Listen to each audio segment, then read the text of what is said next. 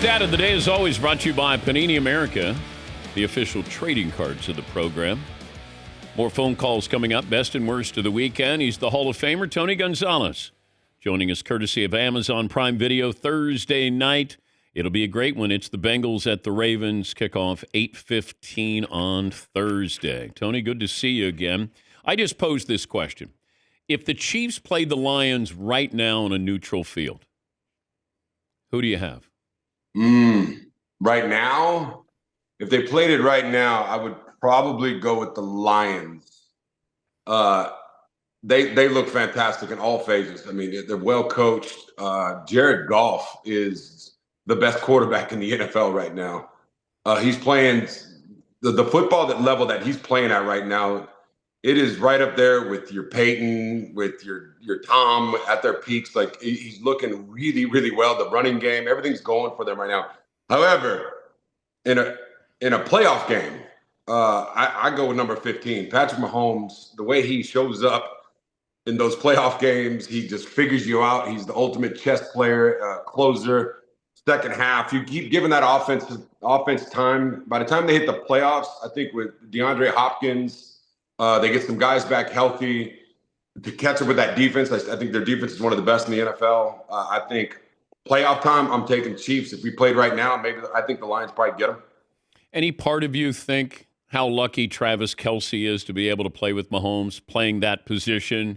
You played in Kansas City. Is there any jealousy looking at Kelce and Mahomes? Dan, jealousy is such an ugly word. I look at Travis. I couldn't be happier for him. He's in a great position with Andy, and Andy Reid is the big part of that too. You cannot ignore. With Patrick Mahomes, it's the perfect storm to be in for an offense. But I love Travis. Travis is out of the guys in the league, he's probably one of the guys that I know, probably the most. I'm getting old. A lot of guys that I used to be friends with, but I couldn't be happier for Travis. He's doing it the right way on and off the field. All his success. It's been great to watch. But yeah, I guess a little bit of jealousy could be in there. Maybe about 10% of me, because I'm a competitor. Who wouldn't love to be in that situation? But other than that, man, I wish him all the best. I hope he gets all the records, and I hope he keeps winning Super Bowls. Who's the best tight end of all time? Now that's another one. Am I thinking confidently speaking or politically speaking? Because there is a presidential race coming up soon. Am I going to go? Are we going to do politics? Are we doing? I want honesty. Well, certainly my name is in that ring. I think. Okay, how about I take you out? If you take me out, I'm going to pick. Ooh, that's a tough. I'm going to go with Kelce. I think you can't ignore what he's done in that offense, the yards that he's put up, the 1,000-yard seasons, the clutch play. Because that's another thing too. How well do they play when the game is on the line? Can you count on them when the game? I think that's any player. That's any quarterback to me. I don't care what you do during the regular season. What do you do when the lights are on in that fourth quarter and you got to make a play? That's when you separate yourself as one of the best of all time. And certainly Travis has shown that he can do that. So Gronk would be your other. I love Gronk because of his combination, the way he blocks. That you can't throw that out. I know that's kind of a lost art of the tight end. They don't have to do that too much anymore. But the way he blocked and was able to catch the ball, Tom Brady. I mean, another situation very good to be in with old Tom Brady throwing it to you all those years. So yeah, those two guys, I'd put them at the top. Can you tell? If you're not blindfolded, but I didn't tell you who was throwing the ball to you of your quarterbacks, are you able to tell with how they throw to you that quarterback's going to be different than that quarterback? You played with a lot of quarterbacks, but is there a difference in how the ball comes to you? Yeah, definitely. So when I showed up in Atlanta, I was 33 years old, and I played with a young Matt Ryan.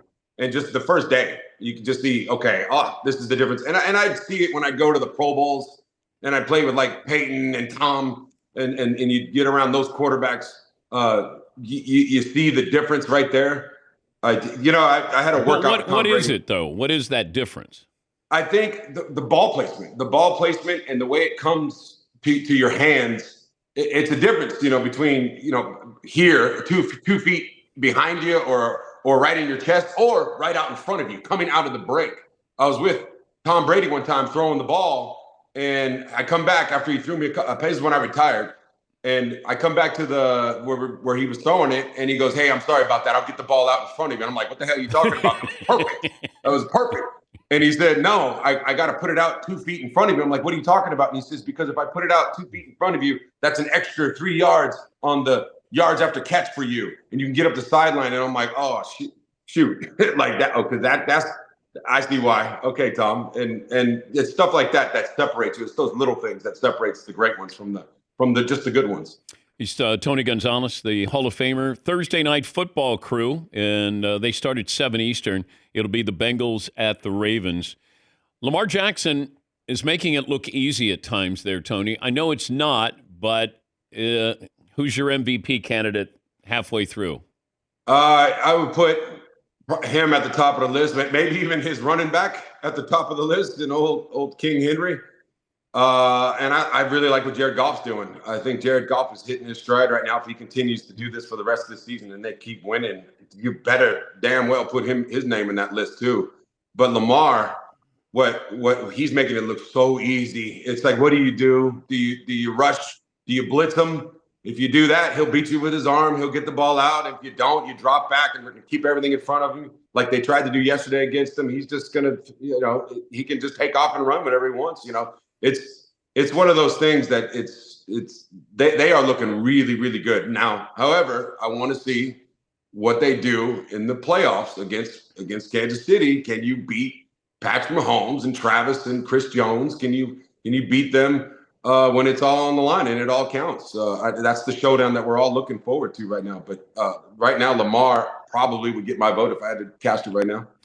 You didn't play where there was a lot of soap opera, gossip, dealing with the outside noise. Like playing for the Cowboys, like you have to gear up to go into that, I'm guessing. You're playing in Kansas City, you're playing in Atlanta. I mean, you're not necessarily playing in big market or here's America's team, but I don't know what that would be like, that you have to deal with that as well as trying to play in the NFL. It's got to be difficult. We've asked, Dak Prescott when he comes on the show, how do you deal with this pressure? And he's like, you just got to ignore it. And I got to believe that's what it takes. But it's also one of those things too. Like, how can you ignore it? And that anything you say or anything you do is going to be magnified, and everybody's going to talk about it. And it's like the New York markets. I mean, look at Aaron Rodgers and the Jets right now. It's the soap opera that's going to be played.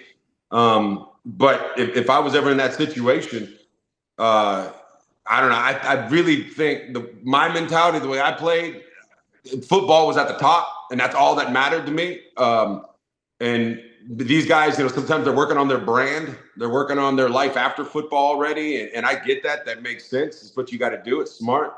But for me, it would have just been football, then brand, and everything else that came with it. I know you love playing basketball. The best player pickup-wise that you played against was who? Pickup-wise? Well, there's probably some people you wouldn't know, but we used to play in the league out here in LA during the offseason. My offseason, I didn't touch a football during the offseason, ever, hardly. Besides OTAs, I played basketball, pickup basketball, every single day, and I'd play with the pros during their offseason. And I remember Bo Outlaw. Remember Bo Outlaw, the I think he played for Orlando and some stuff. I remember playing pickup with him, and he was killing all of us, all the pros and everything. I was like, why is this guy not an all-star? The way he beats up on everybody in this pickup game, I was surprised. And he played a long time in the league anyway. He was a good player, but he was probably the best one I ever played with. But you didn't play against Kobe or anybody like that in pickup games? No, we played like Paul Pierce, Bo Outlaw, I think Antoine Jameson, like all the guys in LA. It was called the Real Run, and we'd go play. And the best thing about it too, I remember this is what stood out from different pickups. For all you pickup basketball players out here, here's a great rule. They play defense calls the foul, and I love that because they were like defense, not the offense. You can't call a foul if you're on offense. You call a foul if you're on defense, which keeps honesty, that keeps the game moving. And then they played to, I think we played to 5 points. Oh, So it was quick games and rotating, especially you got people waiting. And I'm like, this is how pickup games should always be. It was a beautiful way to play pickup basketball. what about celebrities in L.A.? Anybody got Um, game? I never played with a celebrity. I just moved it back to Santa Monica, and I heard what's his name? Adam Sandler. I heard he plays at the Reed Park up here, and I've been up there a few times. I haven't seen him yet, so I'm waiting. I'm waiting for that shot. I'd love to play against him. We're both old, so it'd be a good game. Sandler carries the ball, though, Tony. Does he? Yeah, he carries the ball. I heard he's got a good shot, though. Nice No, shot. it's ugly. It is? Yeah, I mean, he does make shots, but it's an ugly shot. Okay. Well, it goes in, Dan. That's what it's supposed to go in, right? It doesn't go in as often as it probably could have if he had had some good coaching. I'd rather look good and miss than not look good and make, Tony. I mean, that's the difference. Really? Now that's interesting. That is interesting right there. I don't know if I believe that, Dan. No.